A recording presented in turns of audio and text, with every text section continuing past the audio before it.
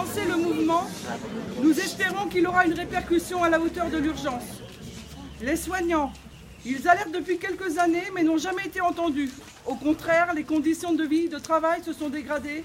Sans parler des moyens matériels, il a fallu attendre que les conditions de vie de nos résidents soient indignes pour être pris au sérieux. Du moins, on l'espère. Notre ministre a dit qu'il n'y aura pas de suppression de postes. Heureusement, encore nous, c'est des créations de postes et en nombre suffisant, pas au compte-gouttes. Il y a 2 mois, le 23 novembre, jour de l'inauguration de l'IRM, un débrayage a été organisé pour alerter nos administrateurs présents de nos difficultés de maintenir une qualité de soins à la hauteur des besoins de la population. Nous alertions sur les impacts des convergences tarifaires, sur les effectifs, sur les conditions de prise en soins des résidents dans les EHPAD. Enfin, nous alertions sur les politiques managériales induisant burn-out, dépression, TMS, ras-le-bol. En réponse, nous n'avons obtenu que trop peu. Aussi, les conditions de travail en restent inchangées et la qualité de vie au travail toujours aussi peu satisfaisante. Est-ce normal que d'être rappelé sur ces repos à domicile? Sommes-nous d'astreinte? Non. Est-ce normal que l'on revient sur un repos effectuer le remplacement d'une collègue en arrêt parce que ce jour ne nous soit rendu que parfois l'année suivante? Il n'est pas normal que l'ensemble des personnels ne puissent pas poser l'ensemble de ses congés sur son planning annuel. Cela démontre un manque encore d'effectifs par service.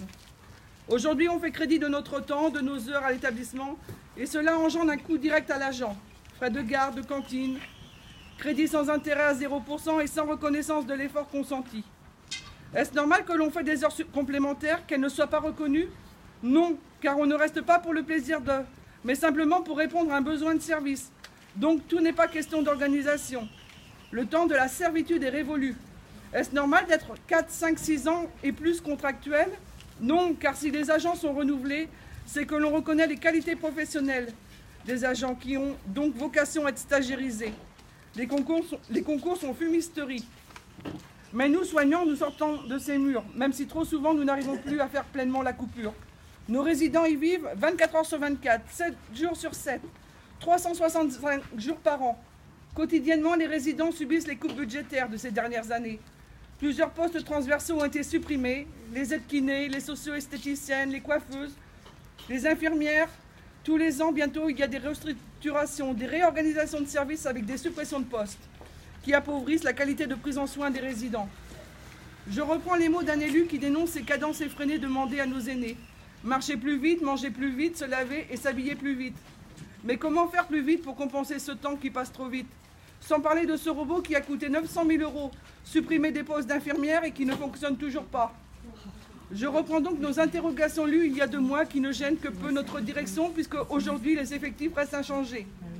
Est-ce vivre décemment que d'avoir une douche ou un bain tous les 15 jours, 3 semaines? Est-ce vivre décemment que de se voir imposer un rythme d'aide au repas trop rapide en raison d'un nombre de soignants insuffisant? Est-ce normal que l'entretien de la chambre soit assuré par certaines familles pour pallier au manque de personnel? Est-ce normal qu'au travers d'un projet d'astreinte IDE de nuit sur le territoire, on n'autorise plus une IDE de proximité à intervenir sur l'EHPAD? Non, car cela met les équipes en difficulté et le résident en attente de soins. Pour finir, nous remercions les journalistes pour les articles passés et à venir. Votre présence et restons confiants. Nous avons obtenu un rendez-vous avec l'ARS en présence des conseils départementaux 44 et 49 pour le 22 février. Et pensez bien que l'on va dénoncer nos difficultés. Restons solidaires et continuons ce combat afin que soient alloués les effectifs aux besoins des résidents.